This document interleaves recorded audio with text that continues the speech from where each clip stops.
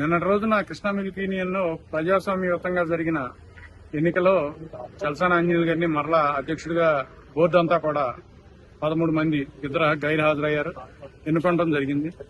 దాని ధర్మిల ఇవాళ రోజున మరి రవీంద్ర గారు, అట్లాగే మన పార్థసారథి గారు, అట్లాగే జిల్లాకు సంబంధించిన ఎమ్మెల్యేలు వీళ్ళందరూ కూడా డైరెక్టర్లందరినీ కేకేసి ఆంజనేయులు గారు ఎట్టి పరిస్థితుల్లో కొనసాగడానికి వీల్లేదు, ఇది అధిష్టానం ఆదేశం కాబట్టి ఆయన్ని ఎట్టి పరిస్థితుల్లో రిజైన్ చేయించండి మీరందరూ కూడా, లేకపోతే ఆయన మీద అవిశ్వాసం పెట్టండి అని ఒత్తిడి చేయడం జరుగుతుంది.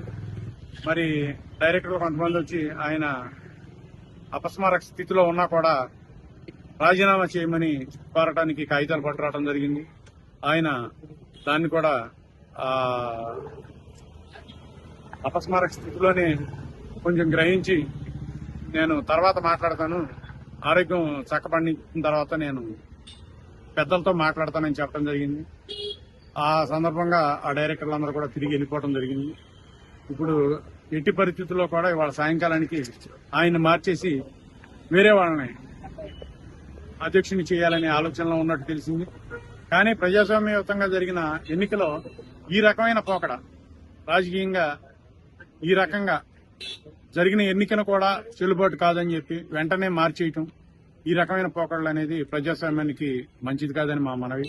అట్లాగే అభివృద్ధి పదంలో నడిపించిన చలసాని ఆంజనేయులు గారిని ఈ రకమైన మర్యాద లేని పద్ధతిలో రాజకీయంగా బయటికి పంపించడం అనేది శోచనీయం, అది బాధాకరమైన విషయం అని ఈ సందర్భంగా తెలియదు.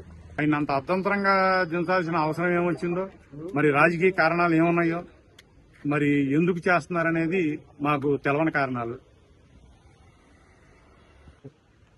నిన్న రవీంద్ర గారితో కానీ అట్లాగే సారథి గారితో కానీ మేము మాట్లాడటం జరిగింది.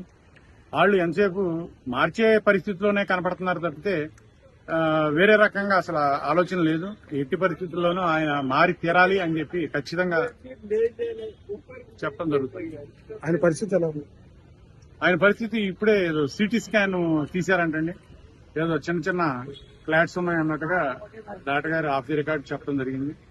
అవన్నీ కూడా క్లియర్ అయితే మంచిదే అని చెప్పడం జరిగింది. ప్రస్తుతానికి పరిస్థితి నిలకడగానే ఉంది, ఇబ్బంది లేదని డాక్టర్ గారు అన్నారు.